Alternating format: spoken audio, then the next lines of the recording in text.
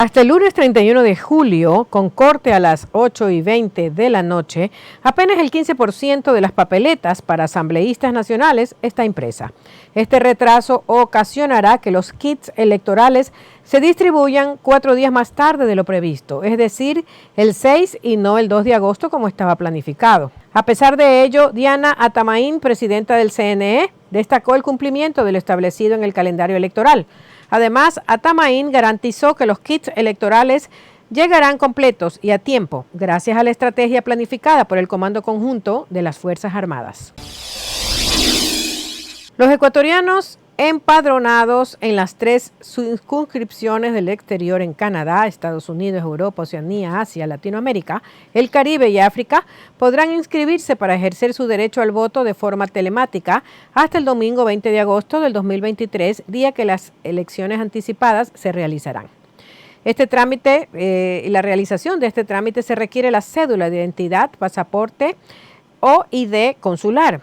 Los compatriotas que residen en el exterior podrán elegir binomio presidencial, asambleístas nacionales del exterior y pronunciarse sobre la consulta popular de Yasuní desde cualquier dispositivo móvil sin importar el lugar en el que se encuentren. El director general del Consejo de la Judicatura, David Guzmán, y los directores provinciales de la institución mantuvieron una reunión de trabajo en Quito el pasado 31 de julio con el propósito de analizar las medidas implementadas para garantizar la seguridad de los servidores judiciales. En el encuentro se ratificó que el Consejo de la Judicatura condena cualquier acto de intimidación o amedrentamiento contra los servidores y los usuarios del sistema de justicia. Guzmán explicó las acciones coordinadas con otras funciones del Estado y organismos internacionales para la creación e implementación de un protocolo que brinde protección efectiva a quienes trabajan en la función judicial. Los candidatos a la presidencia de la República empezaron la semana de campaña en Quito y Guayaquil. Faltan 18 días de proselitismo y los presidenciables calentaron motores para empezar nuevamente los recorridos por las ciudades previo a las elecciones anticipadas. Yacu Pérez atendió la invitación de la Universidad Tecnológica Empresarial de Guayaquil. El auditorio se llenó de estudiantes que escucharon sus propuestas y le hicieron preguntas sobre su plan de trabajo. Daniel Noboa llegó en la furgoneta de su campaña al mercado de Sauces 9. Lo recorrió y aprovechó para estrechar las manos. Luego hizo lo mismo en la Bahía y al final de la jornada se reunió con el gremio de abogados de Guayas. Durante la primera semana de campaña, del 13 al 19 de julio, la Corporación de Participación Ciudadana contabilizó 29 casos de desvalorización al rol del candidato y en la segunda, del 20 al 26 de julio, 52.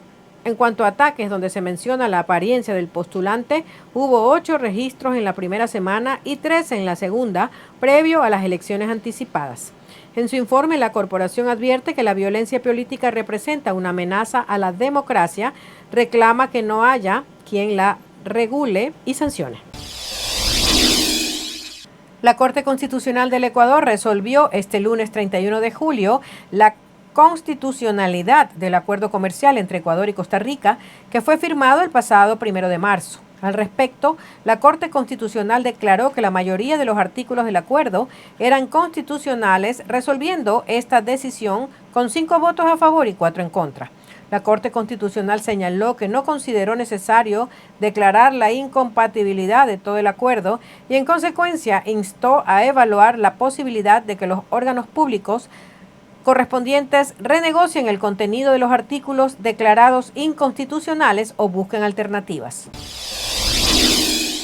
Una llamada de emergencia reportó que una bebé que fue abandonada en las calles 28 entre Oriente y Callejón Parra en Guayaquil, y según la información del alertante, la menor estaba llorando dentro de una funda en la vía pública y se encontraba aún con el cordón umbilical. La bebé de sexo femenino al parecer tenía pocas horas de haber nacido. Se la trasladó a una casa de salud para valoraciones médicas. Ante la falta de lugares para hospedar a los policías que llegan a Guayaquil ante la situación de inseguridad, la Universidad Católica de Santiago de Guayaquil habilitó 8 aulas en la Facultad de Arte y Humanismo para convertirlas en habitaciones con camas para que allí duerman después de sus turnos. Aunque este refugio se instaló hace 3 meses como un acuerdo temporal entre la universidad y la Policía Nacional, podría extenderse por 12 meses con la esperanza de que consigan un lugar permanente. cuentan con los servicios básicos, pero la institución no cubre la alimentación. Otros deben buscar casas y pagar el alquiler con su dinero. La Policía Nacional emitió un comunicado en redes sociales sobre el ataque armado que ocurrió cerca del Malecón 2000 la noche del domingo 30 de julio. En este pretexto, las fuerzas del orden explicaron los antecedentes penales de uno de los objetivos de esta balacera, Jenny Z, alias Frenillo, de 24 años. La policía explicó que esto se produjo en un enfrentamiento armado entre grupos de delincuencia organizada, el cual dejó 2 personas heridas y 2 fallecidas. El 31 de julio se registró un nuevo hecho violento en la capital. En este caso, un sicariato se reportó en Tumbaco. Según los testimonios de los residentes de la zona, se escucharon más de 7 disparos contra un señor de 47 años.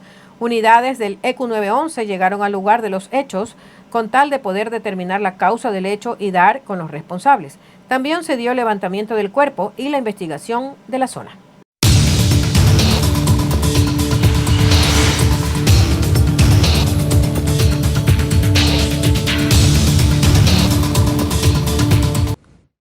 El Departamento de Seguridad Nacional anunció la implementación de un nuevo proceso de reunificación familiar que ofrece una visa humanitaria a quienes pidieron reunirse con un familiar a través del formulario I-130 y fue aprobado. La meta es reducir la espera, que en algunos casos superan una década.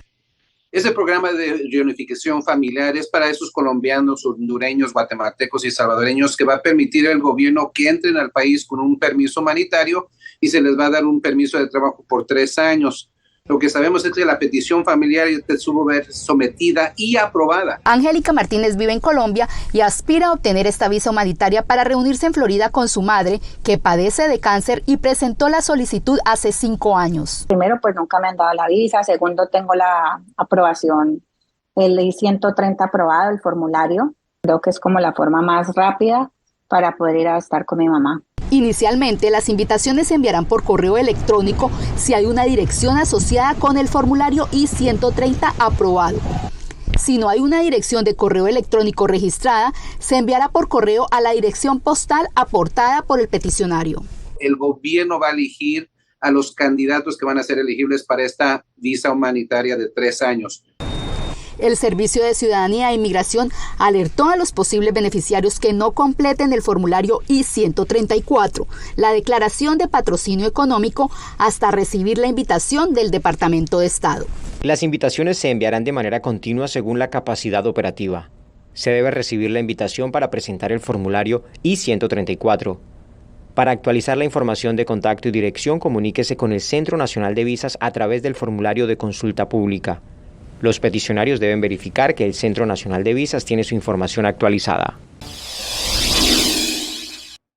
Autoridades de Texas han instalado ya 145,000 kilómetros de alambre de púas a lo largo de la frontera con México, desde Brownsville hasta Del Río.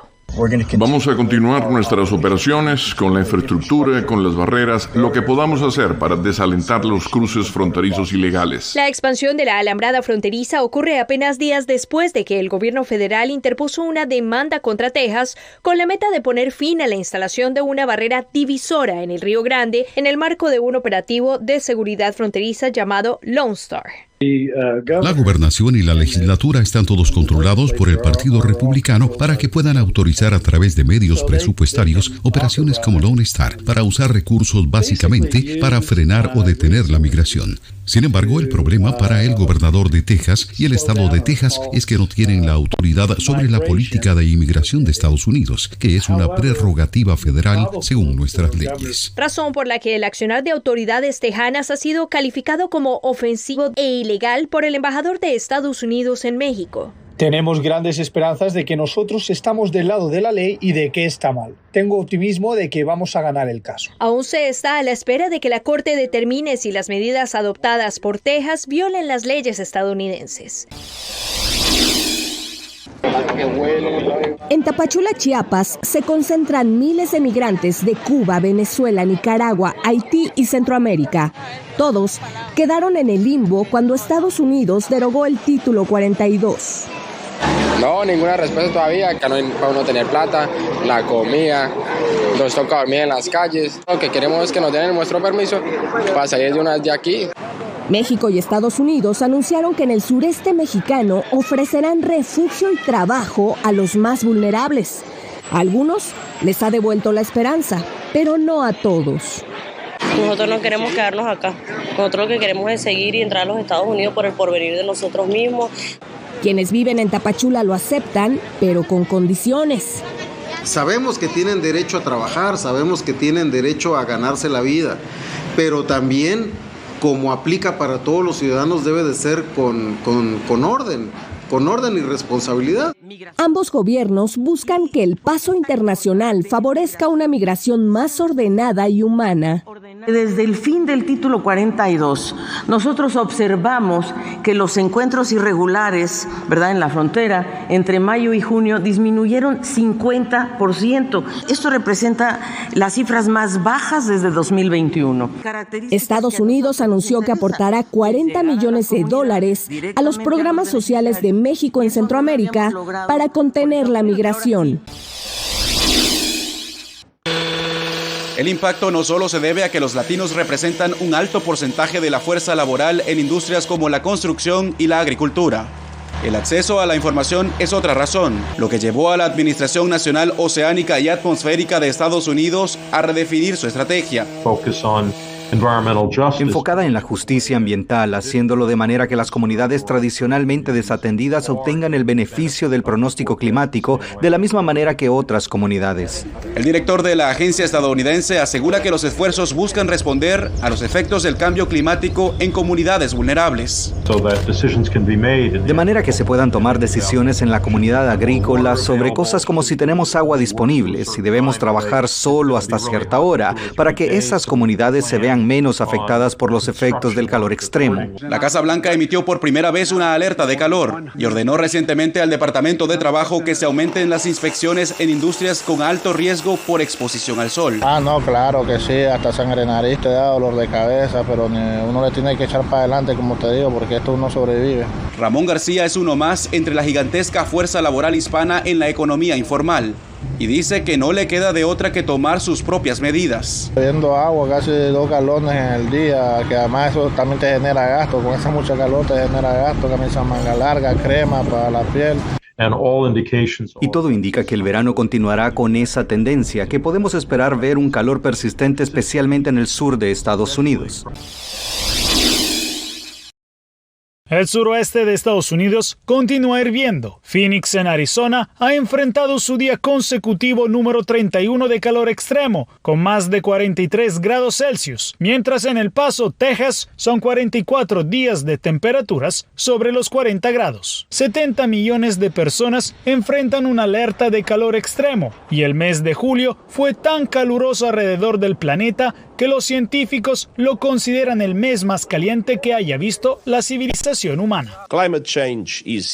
El cambio climático está aquí, es aterrador y es solo el comienzo. La era del calentamiento global ha terminado. La era de la ebullición global ha llegado. El cambio climático no es solo calor récord. Incendios en California, tornados en Colorado y vientos de más de 160 kilómetros por hora en Washington, D.C. La capital de Estados Unidos experimentó este sábado una tormenta a nivel de un huracán de categoría 1, la primera en más de una década, que derribó árboles, destruyó techos y dejó 200,000 personas sin electricidad. Oh, Dios mío, fue increíble. La primera vez que vimos estas ráfagas de lluvia, y quiero decir ráfagas, era como un huracán. El clima extremo ha sido también responsable de comportamientos inusuales de los animales, como en California, donde un oso se sentó en una jacuzzi detrás de una casa para escapar del calor. Crece la expectativa frente a la reunión para buscar un camino a la paz en Ucrania, prevista el próximo fin de semana en Jeddah, Arabia Saudita. El encuentro, liderado por el gobierno saudí, planea incluir la representación de Ucrania, países como Estados Unidos, el Reino Unido y Japón, entre otros. Aunque Rusia no estará presente, el vocero del Kremlin, Dmitry Peskov, se pronunció. Rusia seguirá esta reunión. Aún no se ha entendido completamente qué objetivos se han establecido y de qué planean hablar los organizadores.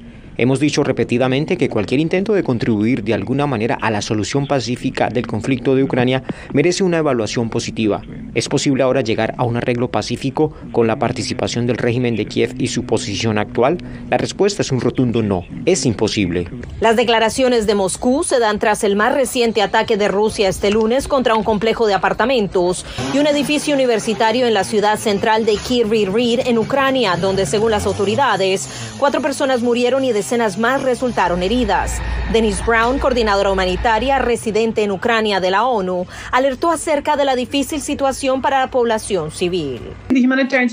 La situación humanitaria no ha cambiado. La guerra continúa, se intensifica, y mientras la guerra continúe, la gente sigue desplazada y la gente vive en comunidades donde tienen miedo. Se van o se quedan y buscan ese apoyo. Es una continuación de la situación dramática de la que les he hablado en varias ocasiones, y lo único que va a aliviar esa situación es el fin de la guerra.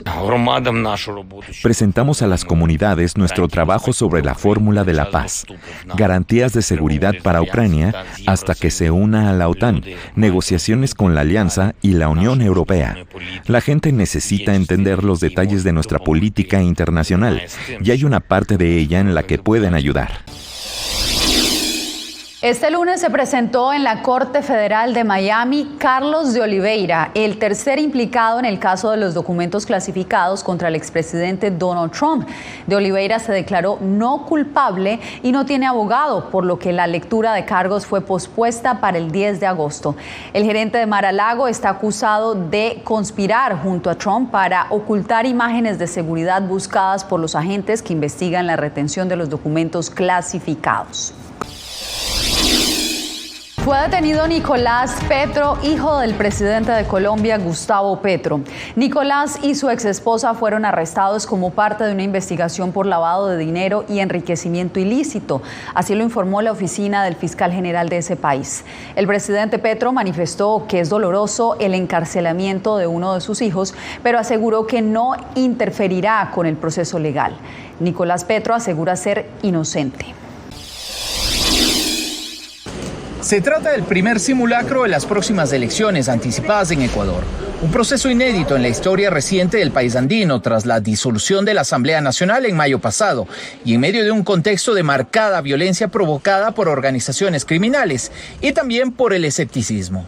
Según los últimos datos del Latinobarómetro de las Américas, el 87% de los ecuatorianos se siente insatisfecho con la democracia. Este es un llamado de atención profundo a las élites políticas del país. El simulacro electoral forma parte de las últimas actividades oficiales del CNE antes de los comicios del próximo 20 de agosto. El organismo también trabaja para dejar listo el material electoral que incluye la impresión de casi 40 millones de papeletas. Para que el día de las elecciones podamos llegar al 100% como corresponde y demostrar transparencia. Previamente, la presidenta del Consejo Nacional Electoral estuvo en Washington para comprometer la observación de la OEA. Este es un proceso electoral inédito en Ecuador. Al igual que en otros espacios de la vida nacional, el tema de los elevados niveles de violencia aparece como preocupación número 1 del electorado. Así lo reseñó un reciente estudio de opinión.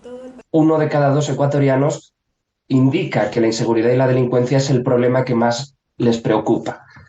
La última prueba de fuego que llevará adelante el CNE previo a las elecciones 2023 será el debate entre los 8 aspirantes a la presidencia de la República, que se llevará a cabo el próximo 13 de agosto, apenas una semana antes de los comicios. Señalar que ya el Banco Unión ya está haciendo operaciones con yuanes con clientes. Así, el ministro de Economía, Marcelo Montenegro, confirmó que este banco estatal boliviano ya está manejando transacciones financieras en yuanes y se avanza en las gestiones para la apertura de un banco chino. Ante la escasez de dólares, sobre todo empresas importadoras ven los yuanes como una alternativa por la cercanía de Bolivia con el gigante asiático. Pero expertos consideran que aún predomina la hegemonía de la divisa estadounidense en la economía diaria. Yo creo que están facilitando el comercio con China.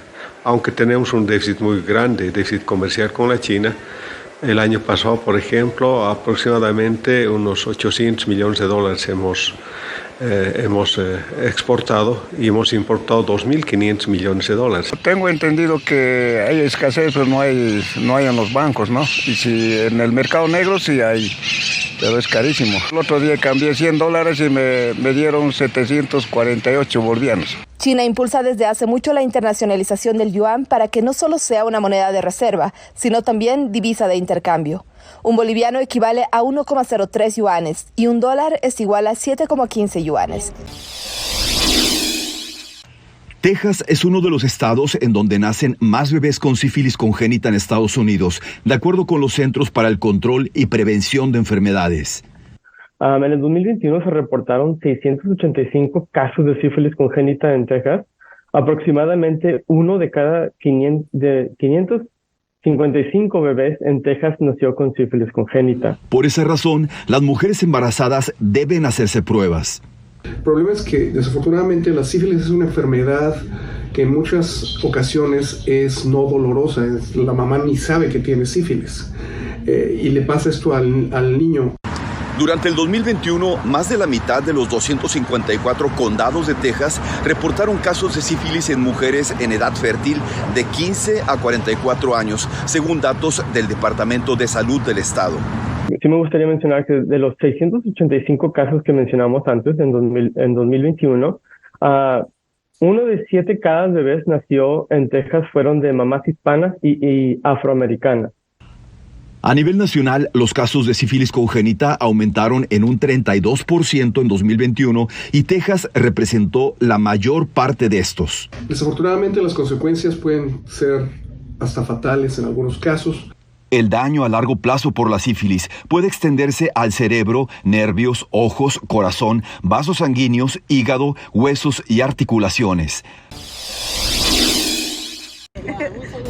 Llega durante las horas del día. Hoy es otra rutina en las alturas para Mario Campos, un ecuatoriano que encontró un mejor salario limpiando ventanas atado a un arnés y balanceándose en los rascacielos de Manhattan. No me da miedo verlo. Sí me gusta, me enseñaba a eso. No es como hay ciertas personas no tienen la misma capacidad como para hacer esos trabajos. Como que a mí me preguntan, me dicen que una persona está loca porque se va a tirar, pero ya depende de cada persona. La capacitación para estas tareas de alto riesgo en algunos casos es gratuita y es uno de los trabajos que buscan los migrantes. Normalmente ellos tienen que aprender por su cuenta, ver cómo se hace, ver a los demás. Siempre les he dicho que aprendan de los demás. Y lo básico, a poner a usar este que es un cilindro, se pone esto a usarlo, más que todo a usar esto. Pero la práctica ellos tienen que tenerlo en las ventanas, porque de nada sirve que ya puedo tirarme si no tiene la práctica para limpiar. Lo que nos enseñan en el OSHAL, cuando reciben las capacitaciones, todo. Y hay que poner en práctica las enseñanzas que nos enseñan, porque sin eso vamos como que si no sabemos, ahí sí nos pasa un accidente. Motivados por el pago, muchos se juegan la vida en las alturas. Según reportes, en los últimos 3 años, al menos 2 personas han muerto limpiando ventanas en edificios neoyorquinos. Mario terminó 15 hileras antes de bajar para tomar su hora de almuerzo. Cerramos con las imágenes del 40 Festival Anual de Globos Aerostáticos de la Lotería de Nueva Jersey, que terminó este domingo, uno de los 10 mejores festivales de globos aerostáticos en Estados Unidos. Como sucede cada año, miles de personas acudieron al aeropuerto Solberg para disfrutar no solo de los globos, también de un increíble espectáculo de música en donde reconocidos artistas ofrecieron un concierto mientras los globos surcaban el cielo. Con estas imágenes me despido por hoy. Les informó Yasmín López. Gracias por acompañarnos.